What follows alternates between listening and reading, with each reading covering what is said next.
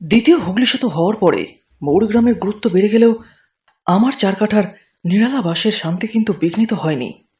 ছোট্ট এই দোতলা বাড়িটায় রাখহরিকে নিয়ে আমি বেশ শান্তিতেই আছি। আমার এখানে আশ্রয় পেয়ে অনাথ ছেলেটার যেমন একটা হিল্লে হয়েছে, আমিও তেমনই ওর মতো একজনকে পেয়ে বর্তে গেছি। সত্যি কত কাজই না করে ছেলেটা।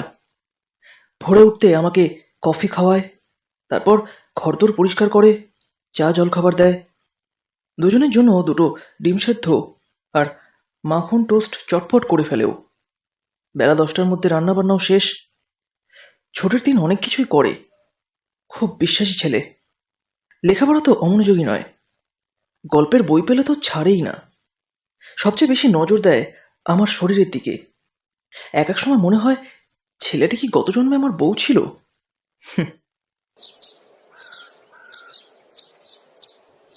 রোজকার মতো আজও সকালে উঠে বাগানে পাইচারি করছি। নানা রকম ফুল গাছে আমার সাজানো বাগান। বাগানের এক কোণে একটা অসাধারণ সাদা গাছ ফুলে ফুলে ভরে আছে। আমি যখন সেই গাছটার কাছাকাছি এসেছি, তেমন সময় পেছন থেকে রাখহরি ডাকলো, দাদাবাবু, কি ব্যাপার রাখহরি? এক দিদিমণি আপনার সঙ্গে দেখা করতে এসছেন। বসতে বলো। একটু তাড়াতাড়ি আসুন, মনে হচ্ছে খুবই জরুরি। আমি আর একটু দেরি না করে ওর সঙ্গেই ঘরে এলাম। ঘরে গিয়ে যাকে দেখলাম, তাকে দেখে আমি চমকে উঠলাম। এ কি, সুজাতা? উজ্জ্বল শ্যামবর্ণা কিশোরী সুজাতা একটা মিনি স্কার্ট পরে সোফায় হেলান দিয়ে বসেছিল। আমার সাড়া পেয়ে সুজাতা আবার কান্না শুরু করলো। কাঁদুক, কাঁদলে মনটা হালকা হয়। আমি পোশাক পরিবর্তন করে থানায় একটা ফোন করলাম। তারপর সদ্য কেনা স্কুটারটা বের করে ওকে বললাম, বসো। সুজাতা বলল, আমি হেঁটেই যেতে পারবো। আমি বললাম, পারলেও যেও না, আমাকে শক্ত করে ধরে বসো, এখনই পৌঁছে যাব। আমার স্কুটার থাকতে হাঁটবে কেন? সুজাতা বসলে আমি ওকে নিয়ে ওদের বাড়িতে এলাম। পুলিশ তখনও আসেনি। বাড়িতে ঢুকে যে ঘরে দয়াময় থাকতেন, সে ঘরে আগে গেলাম। দয়াময় একজন অবসরপ্রাপ্ত অধ্যাপক, অত্যন্ত ভালো মানুষ ছিলেন। কয়েক বছর হলো তার স্ত্রী মারা গেছেন। আমার কাছে আসতেনও মাঝে মাঝে। আমার বাগানের শ্বেত বঙ্গনের গাছটা ওনারই দেওয়া। সেই দয়াময় আর নেই, এও কি ভাবা যায়? আর 2-4 বছর পরে মেয়ে একটু বড় হলে তার বিয়ে দেবেন, ছেলেকে ভালো করে লেখাপড়া শেখাবেন, কত স্বপ্ন ছিল তার। এখন সংসারটাই ভেসে গেল। আমি ভালোভাবে মৃতদেহ পরীক্ষা করতে গিয়ে হঠাৎ পায়ের বুড়ো আঙুলের মাথায় সূচ ফোটানোর অথবা পিন বেঁধার মতো কোনো দাগ দেখতে পেলাম। সেখানটায় এমনভাবে রক্ত জমে আছে যে খুব ভালোভাবে লক্ষ্য না করলে বোঝা যাবে না।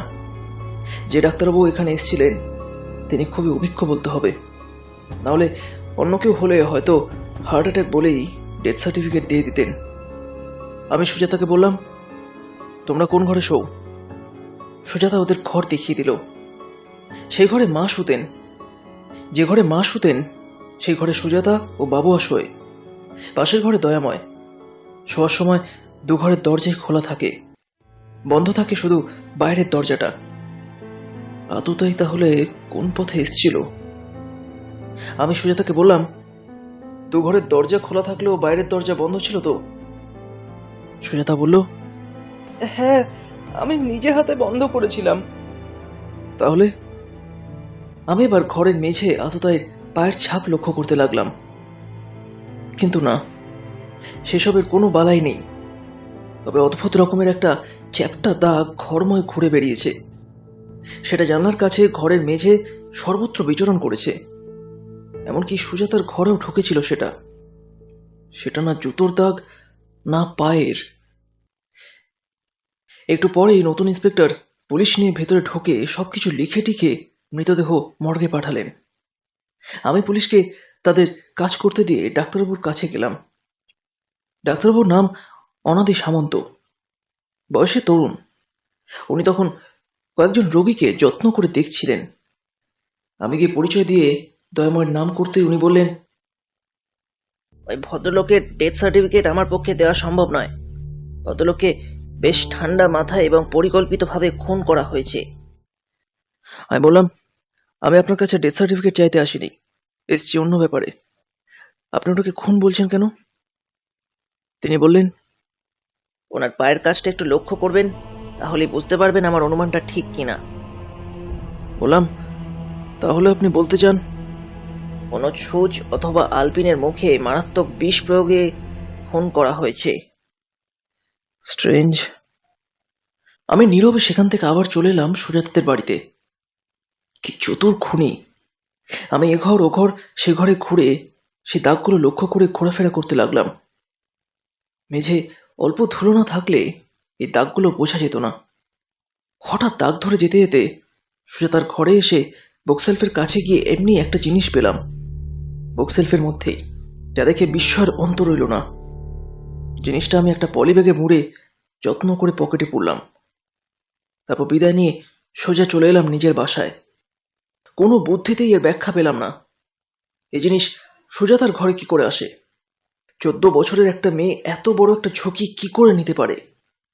তাছাড়া এ কাজ সে করবেই বা কেন? একসময় রাখোরি এসে বলল, দাদাবাবু, চা। বললাম, না থাক, একটু পরে স্নান করে খেতে যাব, তারপর মর্গে যাব একবার। নির্বাক রাখোহরি নতমস্তকে তার নিজের কাজে চলে গেল। আমি পকেট থেকে সেই ভয়ঙ্কর জিনিসটা বের করে টেবিলের উপর রেখে বারে বারে দেখতে লাগলাম। দয়াময় সৎকার্য সেরে যখন ফিরে এলাম তখন রাত 1টা। ক্লান্ত দেহে বিছানায় শুয়ে অনেকক্ষণ ধরে ছটফট করতে লাগলাম।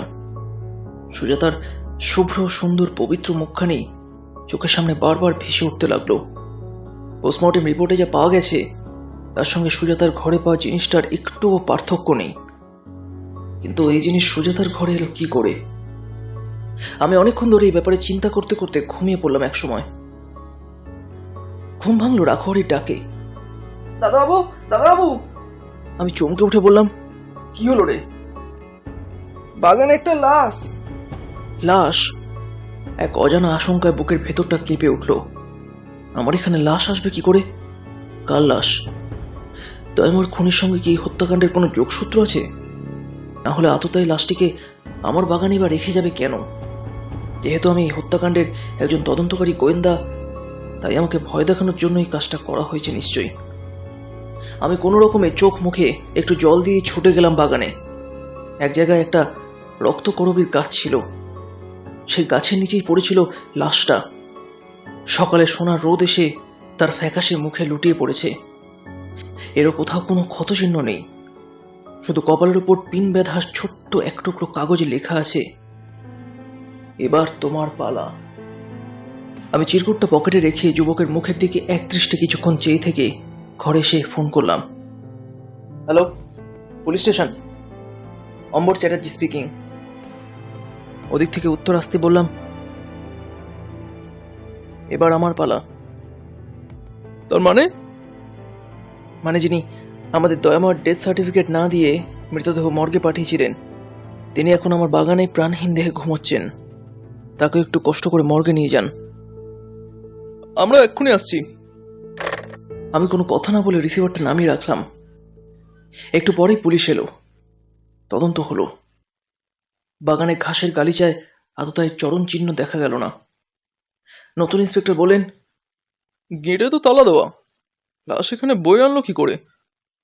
আমি বললাম, কম দামি তালা তো, এমনও হতে পারে নকল চাবি দিয়ে গেট খুলে যাওয়ার সময় আবার তালার কল টিপে দিয়ে গেছে।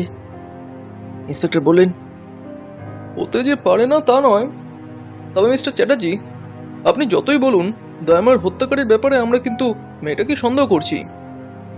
সেটা আপনাদের ব্যাপার, তবে সন্দেহ করবার আগে একবার অন্তত দেখা উচিত ছিল কোনো মেয়েই তার বাবাকে ওইভাবে হত্যা করতে পারে না, এবং ওই জিনিস সংগ্রহ করাও অল্প বয়সী একটি মেয়ের পক্ষে অসম্ভব।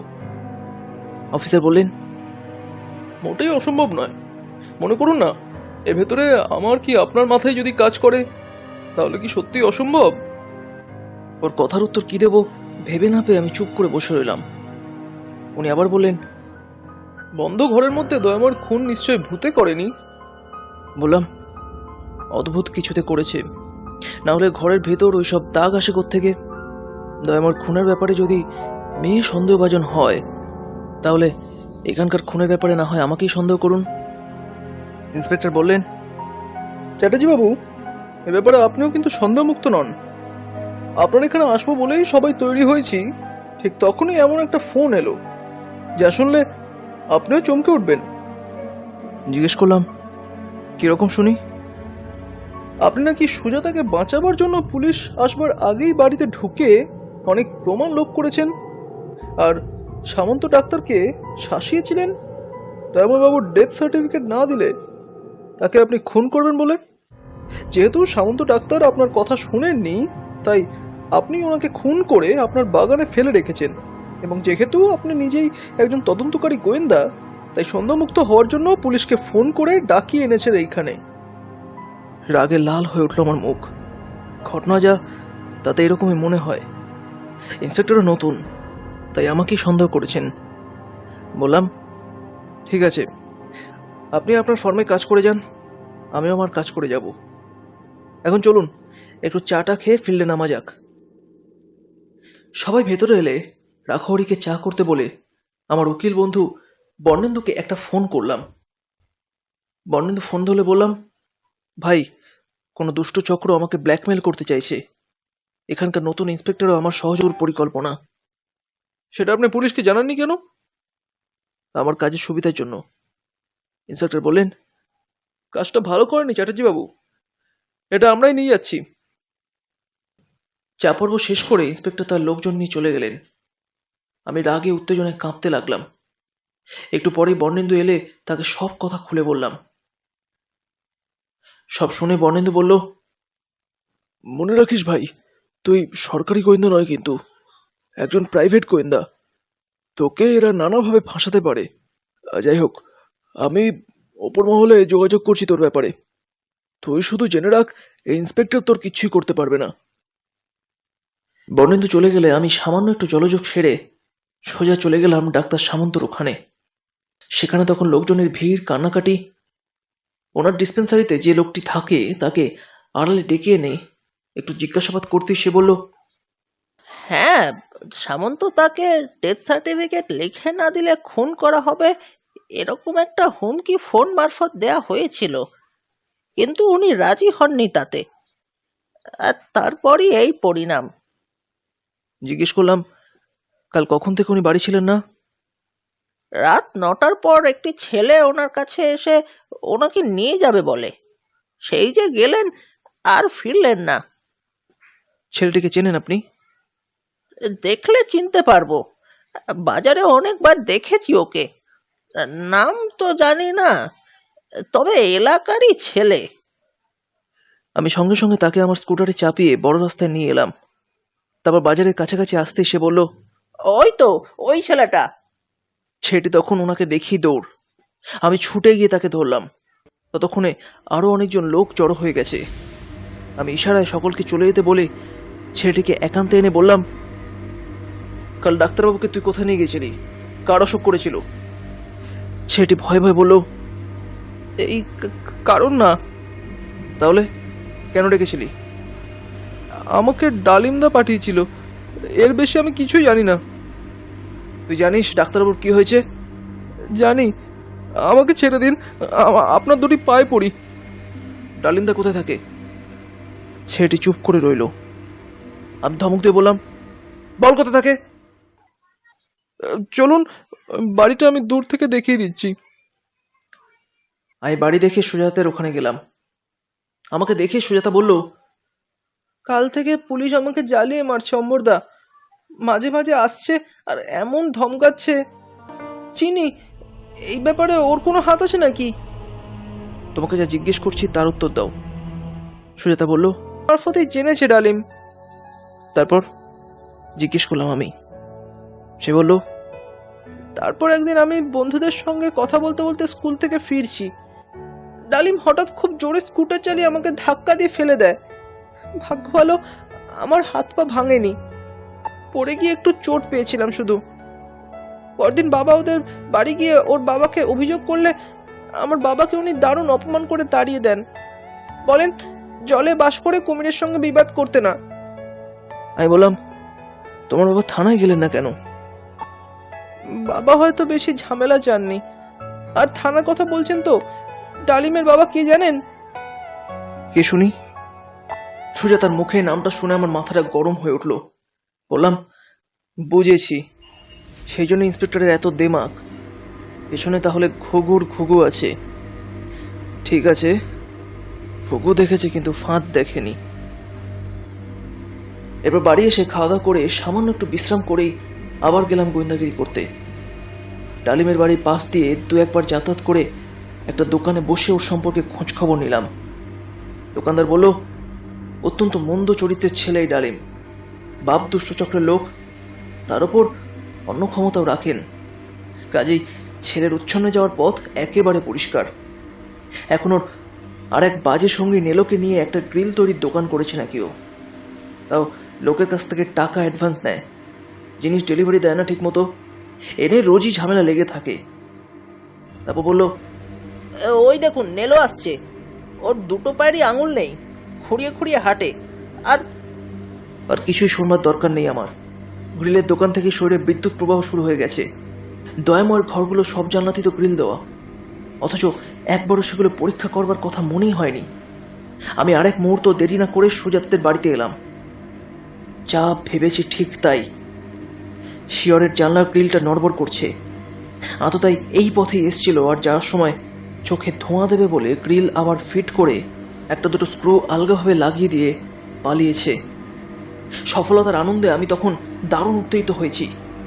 সুজাতাকে একটু সাবধানে থাকতে বলে সোজা চলে গেলাম বর্ণেন্দুর বাড়িতে। ওকে সব কথা খুলে বলতেই ও বলল, এখন ছলে বলে কৌশলে নেলোর জবানবন্দি নিয়েই ডালিমকে ফাঁদে ফেলতে হবে। সরাসরি ডালিমকে আক্রমণ করাটা ঠিক হবে না। হাজার হলেও ওর বাবার নাম ডাকের ব্যাপার তো আছে, খুঁটির জোরও আছে। বললাম, এই কাজটা তাহলে তোমাকেই করতে হবে ভাই, আমি আড়ালে থাকবো। বর্ণেন্দু বলল, হ্যাঁ তাই থাকো। ওদিকের কাজ কিছু এগোলো? জিজ্ঞেস করলাম আমি। সে বলল, ওপর মহলে কথাবার্তা চলছে। সদর দপ্তরে কিছু সাদা পোশাকের পুলিশ এখন ঘোরাফেরা করছে বাড়িটার আশেপাশে। ওহ, ধন্যবাদ। আমি বর্ণেন্দুকে নিয়ে ডালিমের দোকানে এলাম। সুন্দর ছিপছিপে চেহারা ডালিম কিসের যেন হিসেব নিকেশ করছিল দোকানের ভিতর, আর নেলো বাইরের রাস্তায় গ্রিলের পেটি নাড়াচাড়া করছিল। বর্ণেন্দুর গাড়িটা ছিল বড় রাস্তায়, আমার স্কুটার আমার কাছে। পরিকল্পনা মতো আমি দূরে দাঁড়িয়ে রইলাম। বর্ণেন্দু গিয়ে নেলোকে বলল, এই যে ভাই, একবার আমার বাড়িতে গিয়ে একটা গেট আর একটা জানলার মাপ নিয়ে আসতে হবে যে ভাই। নেলো বলল, এখন হবে না, কাল সকালে আসবেন। কাল সকালে তো হবে না রে ভাই, আমি এখনই গাড়ি করে নিয়ে যাব, নিয়ে আসবো। অ্যাডভান্স দেবো 2000 টাকা। হ্যাঁ, কোথায় আপনার বাড়ি?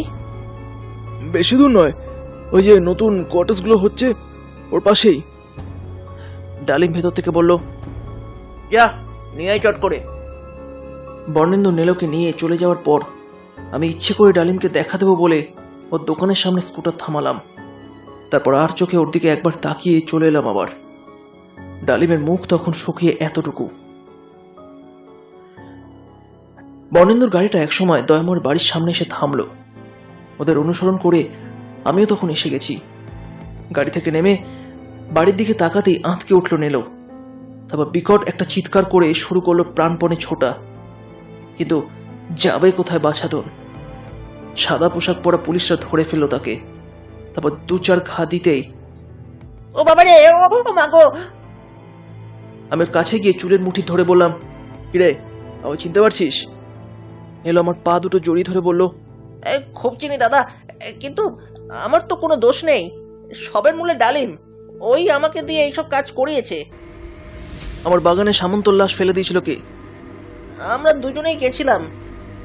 গ্রিল খুলে ঘরের ভেতর ঢুকেছিল কে? আগে আমি। ডালিম বলেছিল পায়ের ন্যাকড়া বেঁধে পাতার উপর ভর দিয়ে চলতে, যাতে ছাপ না পড়ে। কাজ হয়ে গেলে মেয়েটার ঘরে বিশেষ শিশি আর সোচটা রেখে আসতে। সেই মতোই কাজ করেছিলাম। দয়াময়কে খুন করা হলো কেন? ডালিম প্রতিশোধ নেবে বলেছিল, তাই। তাছাড়া বাবাকে মেরে মেয়েটাকে শিক্ষা দেওয়ার ইচ্ছা ছিল ওর, কেননা মেয়েটা প্রায় ওকে অপমান করত।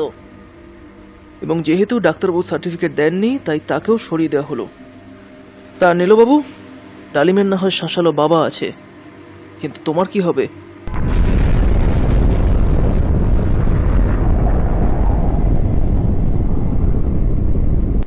নীলু তখন আর কিছু বলবার আগে জোরালো একটা শব্দের সঙ্গে চারদিক ধোঁয়াচ্ছন্ন হয়ে গেল। কি জোরে একটা বোমা ফাটলো! নীলু চিৎকার করেই বসে পড়ল। ও বাবা রে! ওর পায়ে এক টুকরো এসে লেগেছে। ভাগ্যিস দূর থেকে ছুঁড়েছিল, না হলে আমরা সবাই জখম হতাম। ঘটনাটা এমনই আকস্মিক যে পুলিশরাও হতচকিত হয়ে গেছে। আমি তারই মধ্যে স্কুটার নিয়ে ধাওয়া করলাম সেই শয়তানটাকে। আমি ওর অনেকটা কাছাকাছি গিয়ে বললাম, যতই চেষ্টা করো তুমি পালাতে পারবে না ডালিম। তুমি যে খুনি তা প্রমাণ হয়ে গেছে, তাই ভালো চাও তো এখনো ধরা দাও। ডালিম অনেক জোরে স্কুটার চালাচ্ছিল।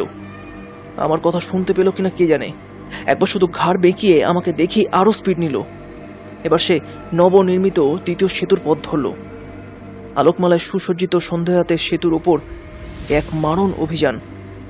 আমাদের দুজনের স্কুটারটাই তখন প্রচন্ড গতি নিয়েছে। ধরা পড়বার ভয়ে ডালিম এত জোরে স্কুটার চালাচ্ছে যে ওর সঙ্গে আমি পেরে উঠছি না। আমার কাছে অটোমেটিকটাও নেই, কিন্তু এরকম অবস্থায় সেটাকে ব্যবহার করাও আমার পক্ষে অসম্ভব। সেতুর দুপাশে জনতা তখন আমাদের স্কুটার দৌড় দেখছে। আতঙ্কিত জনতার চোখের সামনে ডালিমের স্কুটার টোলের দিকে না গিয়ে হঠাৎ রং সাইডে ঘুরে যেতেই অন্যদিক থেকে একটা ভারী ট্রাক এসে ধাক্কা মারল সেটাকে। স্কুটারটা ছিটকে পড়লো কয়েক হাত দূরে, আর ডালিম তার প্রাণহীন দেহটা ব্রিজের ওপর থেকে গিয়ে পড়ল শালিমার ইয়ার্ডের একটা ধাবমান মালগাড়ির মাথায়। হই হই করে অনেকেই ছুটে এসছে তখন। পলাতক লরিটিও চোখের পলকে বেপাত্তা। আর ডালিমের দেহটা মালগাড়ির মাথায় শুয়ে কোথায় যে চলে গেল কে জানে। অপরাধী তার শাস্তি পেয়েছে। শত্রুর শেষ দেখে আমিও ফিরে এলাম।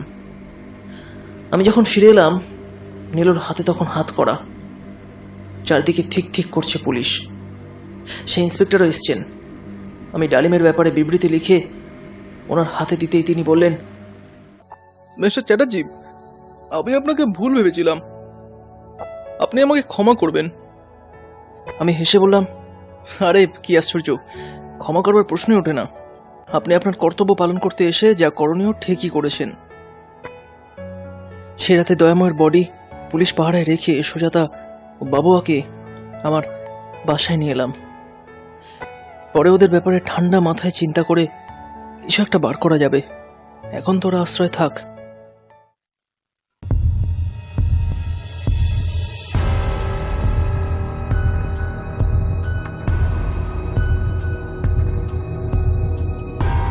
শেষ হলো ষষ্ঠীপদ চট্টোপাধ্যায়ের লেখা একটি গোয়েন্দা গল্প। আজ আপনাদের জন্য আরও একটি অসাধারণ গল্প, বেনেট কার্ফের লেখা শুধু একজন।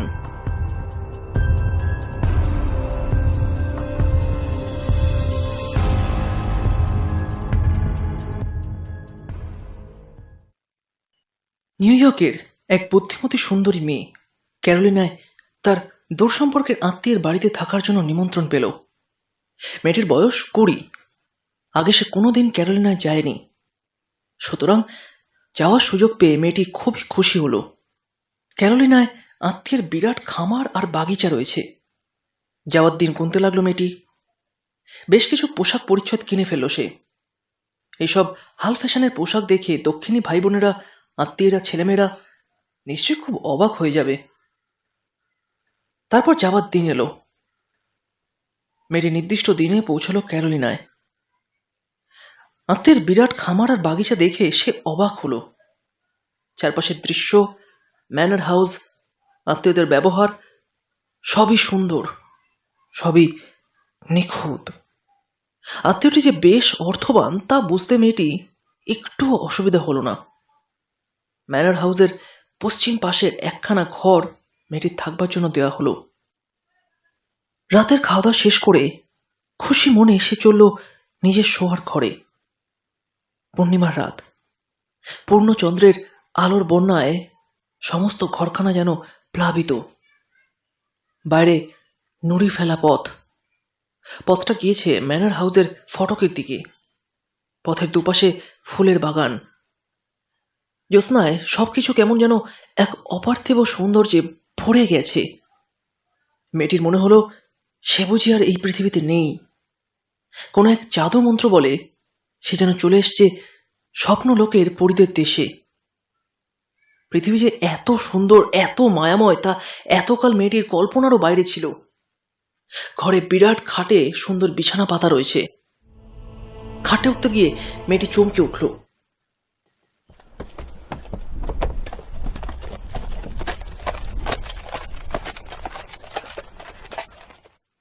রাতের নিস্তব্ধতা ভেঙে নুড়ি ফেলা পথের ঘোড়ার খুঁড়ের শব্দ শোনা যাচ্ছে।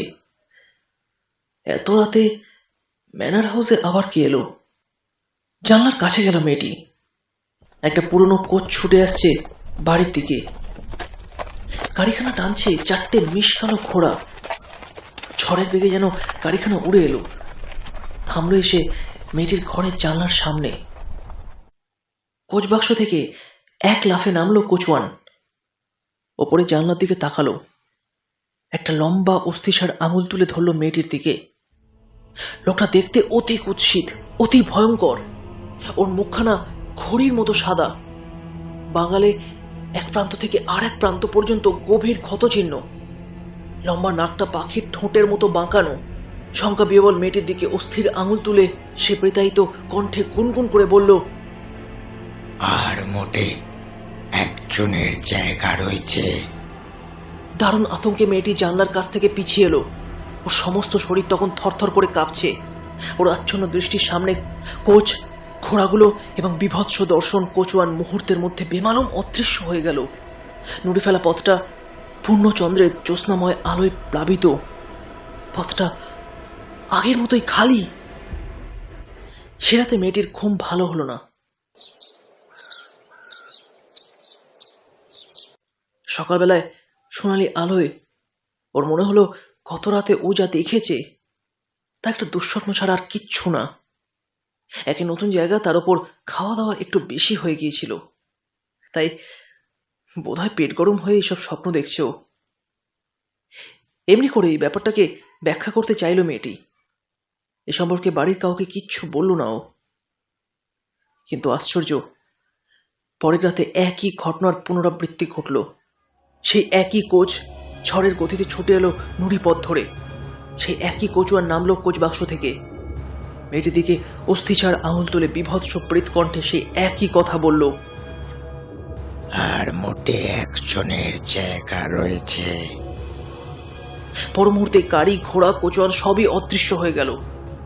মেয়েটি এবার দারুণ ভয় পেয়ে গেল।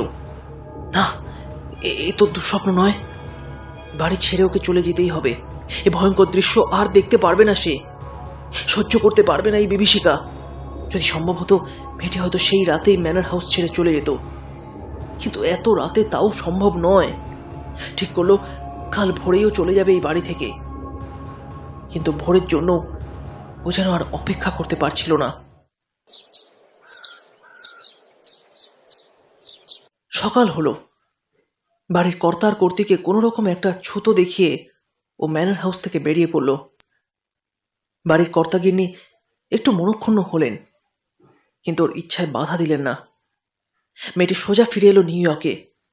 স্টেশন থেকে বাড়ি না গিয়ে একখানা ট্যাক্সি নিয়ে চলে এলো ওদের পারিবারিক চিকিৎসকের চেম্বারে। একটা বহুতল বাড়ির 18 তলায় ডাক্তারের চেম্বার।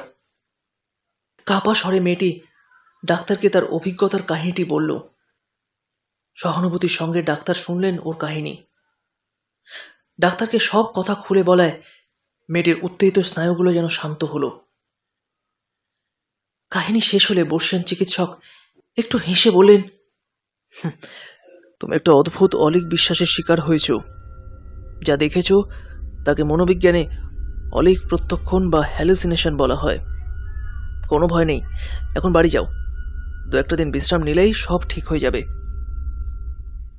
ডাক্তারের কথায় মেয়েটির মনের অস্বস্তি দূর হলো। চেম্বার থেকে বেরিয়ে ও বাইরের টানা বারান্দায় চলে এলো। এই করিডোর দিয়ে একটু এগোলেই লিফট পাওয়া যাবে। লিফটের জন্য বেল টিপল মেয়েটি। ওপর থেকে নেমে এলো লিফট। একেবারে ভর্তি। ভিতরে লোক গাদাগাদি করছে। ওর সামনে এসে থামলো লিফটটা।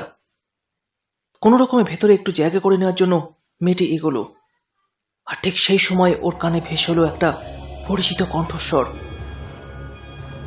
আর মোটে একজনের জায়গা রয়েছে। দারুণ আতঙ্কে পিছিয়ে এলো মেয়েটি। ওর দিকে অস্থিসার আঙুল তুলে লিফট চালক বলল কথাগুলো। লিফট চালক সেই রাতের দেখা কচুয়ান, সেই খড়ির মতো সাদা মুখ, বাঙালের এ প্রান্ত থেকে ও প্রান্ত পর্যন্ত গভীর ক্ষতচিহ্ন, পাখির ঠোঁটের মতো বাঁকানো নাক, এক, হুবহু এক, কোনো ভুল নেই, সেই একই কচুয়ান। লিফটের সামনে থেকে কয়েক পা পিছিয়ে গিয়ে মেয়েটি আর্তনাদ করে উঠল। ঝপাং করে বন্ধ হয়ে গেল দরজাটা। লিফট ওকে রেখেই নিচে নেমে গেল। আর এক মুহূর্ত পরেই